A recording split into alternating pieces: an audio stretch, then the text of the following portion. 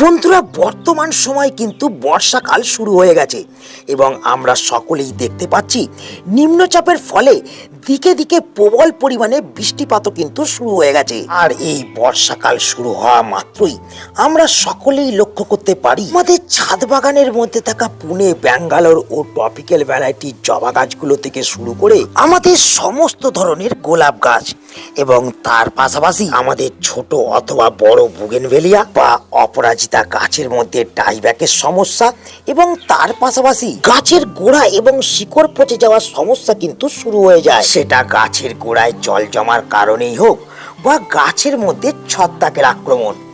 অনেক গাছই এই বর্ষাতে কিন্তু আমাদের মারা যেতে শুরু করে। তাই আজ এই ভিডিওটাকে সম্পূর্ণ দেখলে তোমরা জানতে এবং বুঝতে পারবে আমাদের রান্নাঘরের মধ্যে থাকা কোন এমন দুটি জিনিস যার প্রয়োগে এই প্রবল বৃষ্টিতেও আমাদের ছাদ বাগানের মধ্যে থাকা সমস্ত গাছকে যেমন আমরা সুস্থ রাখতে পারবো, গাছের গোড়া পচে যাওয়া এবং গাছের শিকড় পচে যাওয়ার সমস্যা যেমন দূর হবে, তেমন গাছের মাটির মধ্যে ছত্রাক, পিঁপড়ে, কেঁচো, কেন্ন, কৃমি, শামুক এই সমস্ত জিনিস কিন্তু কখনোই জন্মাতে পারবে না এবং গাছগুলোকে আমরা কিন্তু সমস্ত রকমের পোকামাকড় থেকেও দূরে রাখতে পারবো এবং আমাদের প্রতিটা গাছকে আমরা দ্বিগুণ হারে এই সময় বৃদ্ধি করাতে পারবো। তো কি সেই ঘরোয়া উপাদানগুলি যার থেকে আমরা এতগুলো বেনিফিটকে পেতে পারবো? এই প্রবল বর্ষাতে আমরা আমাদের ছাদ বাগানের মধ্যে থাকা গাছগুলোকে সবসময় সুস্থ রাখতে পারবো এবং কিভাবে সেই ঘরোয়া উপাদানগুলি আমাদের এই সময় ছাদ বাগানে ব্যবহার করতে হবে তার সম্পূর্ণ ইনফরমেশন তোমাদের পেতে হতে গেলে এই ভিডিওটাকে কিন্তু একটু স্কিপ করা চলবে না, সম্পূর্ণ তোমাদের দেখতে হবে। এবং যে সকল বন্ধু আজ কার্তিক হর্টিকালচারে নতুন তারা অবশ্যই কিন্তু চ্যানেলটাকে সাবস্ক্রাইব করে রাখবে। বন্ধুরা, সম্পূর্ণ বর্ষাকাল জুড়ে আমাদের ছাদ বাগানের মধ্যে থাকা সমস্ত গাছগুলোকে যদি আমাদের সবসময় সুস্থ এবং তরতাজা রাখতে হয় তাহলে প্রথম যে কাজটাকে আমাদের করতে হবে সেটা হলো আমাদের কিন্তু শুরুতেই সকলকেই খেয়াল রাখতে হবে যাতে আমাদের কোনো টবের মাটির ওপরে এইভাবে কখনোই জল জমে না থাকতে পারে। কারণ গাছের গোড়ায় জল জমার ফলেই কিন্তু বন্ধুরা গাছের সমস্যা কিন্তু শুরু হয়। গাছের মাটির ওপরে এইভাবে জল জমে থাকার ফলে বা সঠিকভাবে টবের ড্রেনেজ সিস্টেম দিয়ে অতিরিক্ত জল বেরিয়ে না যাওয়ার ফলে দেখা যায় যে গাছের শিকড় ধীরে ধীরে কিন্তু পচে যেতে আরম্ভ করে। কখনো আবার দেখা যায় যে গাছের কাণ্ডও কিন্তু ধীরে ধীরে পচতে শুরু করে আর তার ফলেই অনেক গাছ কিন্তু এই সময় আমাদের মারা যেতে শুরু করে। তো এক্ষেত্রে যদি আমরা আমাদের টবের ড্রেনেজ সিস্টেমকে শুরু থেকেই ভালোভাবে তৈরি করতে পারি তাহলে এই সমস্যা কিন্তু কখনোই আমাদের ফেস করতে হবে না। বা আমরা এই বর্ষাতে মাঝে মধ্যেই যদি টবের এই ড্রেনেজ সিস্টেমগুলোকে লোহার শলাকা বা শিক দিয়ে একটু খুঁচিয়ে পরিষ্কার করে দিতে পারি তাহলে কিন্তু যতই বৃষ্টিপাত হোক না কেন গাছের মাটির ওপরে কিন্তু কখনোই জল জমে থাকবে না। যেমন তোমরা দেখতে পাচ্ছ আমার এই গাছের মাটির মধ্যে এক ফোঁটাও কিন্তু জল নেই, তেমন কিন্তু আমার এই প্রত্যেকটা গাছের মাটি ভিজে থাকলেও টবের মাটিতে কিন্তু কোনোভাবে জল জমে নেই, তোমরা লক্ষ্য করতে পারছো। তো এইভাবে আমরা যদি টবের ড্রেনেজ সিস্টেমকে এই সময় ঠিকঠাক রাখি বা যেসব টবের মধ্যে থাকা গাছগুলোর মাটির ওপরে জল জমতে শুরু করছে সেই গাছগুলোকে আমরা যদি প্রবল বৃষ্টির হাত থেকে এই সময় একটু বাঁচিয়ে রাখি তাহলে কিন্তু কখনোই আমাদের গাছের মাটির মধ্যে থাকা শিকড়গুলি পচে যাবে না, ছোট ছোট গাছের কাণ্ড পচে গিয়ে গাছগুলো মারা যাবে না এবং তার সঙ্গে সঙ্গে আমাদের গাছগুলো আমাদের কিন্তু এইভাবে প্রচুর পরিমাণে কিন্তু ফুলকেও প্রদান করবে। এই প্রবল বর্ষাতে তোমরা যদি চাও তোমাদের ছাদ বাগানের মধ্যে থাকা সমস্ত গাছগুলি ছত্রাক এবং ডাইব্যাকের হাত থেকে দূরে থাকুক, তোমরা যদি চাও তোমাদের গাছগুলো এই সময় সবুজ এবং স্বাস্থ্যবান হয়ে উঠুক এবং প্রত্যেকটা গাছ তোমাদের এই রকম ফুলে ফুলে ভরে থাকুক, তাহলে যে 2 নম্বর কাজটাকে তোমাদের এরপর দাঁড়িয়ে করতে হবে সেটা হলো রান্নাঘর থেকে কিন্তু তোমাদের প্রথমেই দুটো উপকরণকে কিন্তু সংগ্রহ করে নিতে হবে। তো কি সেই দুটো উপকরণ? তো চলো সেটা আগে আমরা দেখে নিই। বন্ধুরা, প্রথম যে উপকরণটাকে আমরা আমাদের রান্নাঘর থেকে সংগ্রহ করব সেটা হলো এটা। তো এই যে জিনিসটাকে তোমরা আমার হাতে দেখছো, এটা হলো দারচিনি। তো আমরা যেটা করব, আমরা কিছুটা দারচিনি কিন্তু আমরা রান্নাঘর থেকে প্রথম সংগ্রহ করে নেব, এবং সংগ্রহ করে নেওয়ার পর আমাদের যেটা করতে হবে, আমাদের কিন্তু দারচিনিটাকে এই রকম মিক্সি গ্রাইন্ডারের মধ্যে দিয়ে আমাদের কিন্তু প্রথমে একটু গুঁড়ো করে নিতে হবে। তোমরা দেখতে পাচ্ছ আমি কিন্তু কিছুটা দারচিনিকে এখানে কিন্তু গুঁড়ো করে নিয়েছি, এবং দারচিনিকে গুঁড়ো করে নেওয়ার পর আমাদের যে দ্বিতীয় উপকরণটাকে নিতে হবে সেটা হলো বন্ধুরা হলুদ। তো এই হলুদকে আমরা কিন্তু এখানে 1 চামচ কিন্তু নিয়ে নেব, এবং এখানে তার সঙ্গে সঙ্গে আমি নিয়ে নিয়েছি 1 চামচ দারচিনির গুঁড়ো। তো এই দুটো উপকরণকে কিন্তু আমাদের একসঙ্গে প্রথম মিশিয়ে নিতে হবে। এরপর আমাদের যেটা করতে হবে, এই মিশ্রণটাকে আমাদের কিন্তু গাছের মাটির মধ্যে এই প্রবল বর্ষা চলাকালীন কিন্তু প্রত্যেক 15 দিনে একবার করে ব্যবহার করতে হবে।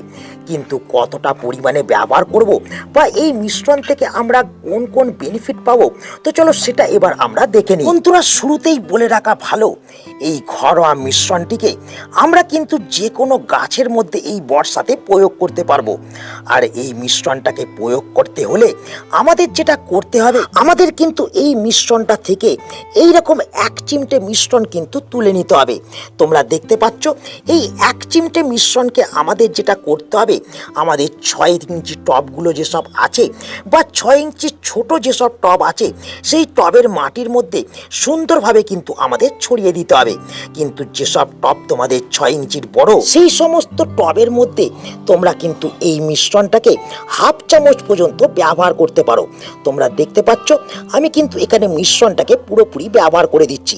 তো এক্ষেত্রে তোমরা গাছের মাটিকে সম্পূর্ণভাবে এই মিশ্রণটা দিয়ে একেবারেই কিন্তু এই বর্ষাতে প্রোটেক্ট করতে পারো। এই মিশ্রণটাকে ব্যবহার করলে যে বেনিফিটগুলোকে আমরা পাবো, সেটা হচ্ছে এই মিশ্রণটা গাছের মাটির মধ্যে কখনোই কেঁচো, কেন্ন, কৃমি, ব্যাকটেরিয়া, ফাঙ্গাস এবং তার সঙ্গে সঙ্গে শামুককে যেমন জন্মাতে দেবে না, তেমন কিন্তু গাছের মাটির মধ্যে এই সময় যে পিঁপড়ের আনাগোনা হতে লক্ষ্য করা যায়, সেই পিঁপড়ের আক্রমণকেও কিন্তু বন্ধ করবে, এবং তার সঙ্গে সঙ্গে গাছের মাটিকে গাছের উপযোগী করে তুলবে। এবং এর পাশাপাশি এই ঘরোয়া মিশ্রণটিকে প্রয়োগ করলে গাছের মাটির মধ্যে উপকারী ব্যাকটেরিয়া সৃষ্টি হবে, তার সঙ্গে সঙ্গে গাছ কিন্তু এই সময় পুরোপুরি দ্রুত হারে কিন্তু বৃদ্ধি বিকাশ করবে। গাছের মধ্যে কখনোই কোনো ধরনের কিন্তু রোগের আক্রমণ হবে না। কিন্তু বন্ধুরা, আমরা শুধুমাত্র এই ঘরোয়া উপাদানগুলিকে এইভাবে গুঁড়ো আকারে ব্যবহার করতে পারবো সেটা কিন্তু একেবারেই নয়। এই গুঁড়োর সাথে সাথে আমরা কিন্তু এই রকম লিকুইড আকারেও আমরা কিন্তু এই দুটি ঘরোয়া উপাদানকে ব্যবহার করতে পারবো। তো এখানে তোমরা দেখতে পাচ্ছ আমি কিন্তু একটা লিকুইড তরলকে কিন্তু হাতে নিয়ে নিয়েছি। তো আমি যেটা করেছি, আমি কিন্তু 500 ml জল নিয়েছি, এবং 500 ml জলের মধ্যে 2 গ্রাম দারুচিনির গুঁড়ো এবং তার সঙ্গে সঙ্গে 1 চামচের 4 ভাগের 1 ভাগ আমি কিন্তু এখানে হলুদ গুঁড়োকে মিশিয়ে আমি কিন্তু 24 ঘন্টা রেখে দিয়েছিলাম। এবং 24 ঘন্টা পর তোমরা দেখছো আমি কিন্তু একটা সুন্দর লিকুইড তরলকে কিন্তু পেয়ে গেছি। আর এই তরলটাকে আমরা যদি ব্যবহার করি গাছের মাটিতে, তাহলেও কিন্তু আমরা একই বেনিফিট কিন্তু লক্ষ্য করতে পারবো। কিন্তু এই তরলকে আমাদের কিন্তু প্রবল বৃষ্টিপাতের সময় ব্যবহার করা চলবে না।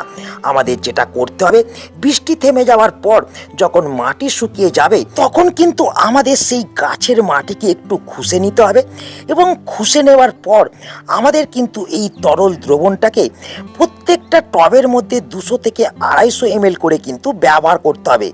আর ব্যবহার করার সময় এর সঙ্গে আর কোনো প্লেন জলকে কিন্তু আমাদের অ্যাড করা চলবে না। কিন্তু আমরা প্রবল বৃষ্টিতে এই ঘরোয়া উপাদানগুলিকে এই গুঁড়ো আকারে ব্যবহার করতে পারবো। তো বন্ধুরা, এই দুটি ঘরোয়া উপাদান আমাদের কিন্তু গাছের মধ্যে একটি অ্যান্টি ফাঙ্গাল এবং অ্যান্টি ব্যাকটেরিয়াল হিসেবে কিন্তু কাজ করে, এবং তার সঙ্গে সঙ্গে মাটিকেও কিন্তু এই জিনিসগুলো এই সময় ফ্রেশ রাখতে সাহায্য করে। তাই আমরা যদি এই দুটি ঘরোয়া উপাদানকে বর্ষার শুরু থেকে বর্ষার শেষ পর্যন্ত গাছের মধ্যে প্রয়োগ করতে থাকি, তাহলে কিন্তু আমাদের প্রত্যেকটা গাছ সব সময় কিন্তু সুস্থ থাকবে। কোনো গাছের মধ্যে ফাঙ্গাল এবং ব্যাকটেরিয়াল আক্রমণ হবে না, কোনো গাছ কিন্তু আমাদের এই বর্ষায় মারা যাবে না। এর সাথে সাথে এই সময় তোমরা যারা দেখছো, তোমাদের যে সমস্ত গাছগুলোর মধ্যে নতুন নতুন কচি কচি পাতা বৃদ্ধি হচ্ছে, কিন্তু পাতা বৃদ্ধি হওয়ার সাথে সাথে সেই পাতাগুলোর মধ্যে বিভিন্ন ধরনের পোকামাকড় আক্রমণ করছে এবং গাছের মধ্যে আসা কুঁড়ি ও ফুলগুলিকে কোনো পাতা খাওয়া বা কুঁড়ি ছিদ্রকারী পোকা এসে ফুটো করে ফেলছে, তাহলে কিন্তু এই সময় তোমাদের যেটা করতে হবে, প্রত্যেকটা গাছের পাতা, কুঁড়ি এবং ফুলকে বাঁচানোর জন্য তোমাদের কিন্তু এই সময় একটা ঘরোয়া কীটনাশককে প্রয়োগ করতে হবে। আর সেই কীটনাশকটা তৈরি করার জন্য আমাদের যে ঘরোয়া উপাদানটাকে নিতে হবে সেটা হলো বন্ধুরা এটা। তো তোমরা আমার হাতে যে জিনিসটাকে দেখছো সেটা হলো হিং, এবং এই হিং আমাদের কিন্তু প্রত্যেকের রান্নাঘরে থেকে থাকে এবং এই হিংকে আমরা কিন্তু সকলেই রান্নার কাজে ব্যবহার করে থাকি। কিন্তু এই হিংকে দিয়ে আমরা যদি এই সময় একটা ঘরোয়া কীটনাশককে তৈরি করে আমরা আমাদের ছাদ বাগানের মধ্যে থাকা সমস্ত গাছের মধ্যে প্রয়োগ করতে পারি, তাহলে আমাদের গাছ থেকে মিলিবাগ, জাপ পোকা এবং তার সঙ্গে সঙ্গে পাতা এবং কুঁড়ি ছিদ্রকারী পোকাকে আমরা কিন্তু ছাদ বাগান থেকে দূর করতে পারবো। এবং তার সঙ্গে সঙ্গে এই হিঙের মধ্যে থাকা ম্যাগনেসিয়াম, আয়রন, ফাইবার এবং বিভিন্ন ধরনের পুষ্টি গুণাগুণকে কিন্তু সরবরাহ করতে পারবো। তো চলো আর সময় নষ্ট না করে আমরা দেখে নিই এই হিংকে দিয়ে কিভাবে একটা কীটনাশককে আমরা আমাদের গাছের জন্য তৈরি করব এবং তার সঙ্গে সঙ্গে কিভাবে কখন আমরা সেই কীটনাশকটাকে গাছের মধ্যে প্রয়োগ করব। বন্ধুরা, এই প্রবল বর্ষাতে আমাদের হিং দিয়ে একটা ঘরোয়া কীটনাশককে তৈরি করতে হতে গেলে আমাদের প্রথম যে জিনিসটা দরকার সেটা হলো জল। তোমরা দেখতে পাচ্ছ আমি কিন্তু এই পাত্রের মধ্যে 500 ml জলকে নিয়েছি এবং এক্ষেত্রে তোমরা কিন্তু 1 লিটার জলকেও ব্যবহার করতে পারো। তো আমি এই 500 ml জলের জন্য প্রথম যে উপকরণটাকে নেব সেটা হলো বন্ধুরা এই 2 গ্রাম হিং। তোমরা দেখতে পাচ্ছ আমি কিন্তু এখানে মোট 2 গ্রাম হিংকে নিয়েছি। তো এক্ষেত্রে তোমরা যদি 1 লিটার কীটনাশক তৈরি করো সেক্ষেত্রে কিন্তু তোমরা 4 গ্রাম হিংকে ব্যবহার করবে। তো আমি এই হিংটাকে নিয়ে আমি কিন্তু জলের মধ্যে প্রয়োগ করে দেবো। তোমরা দেখতে পাচ্ছ আমি কিন্তু জলের মধ্যে হিংটাকে ব্যবহার করে দিচ্ছি এবং হিংকে ব্যবহার করে দেওয়ার পর আমাদের যেটা নিতে হবে সেটা হলো বন্ধুরা এটা। তোমরা দেখতে পাচ্ছ আমি কিন্তু এখানে হলুদ গুঁড়োকে নিয়েছি।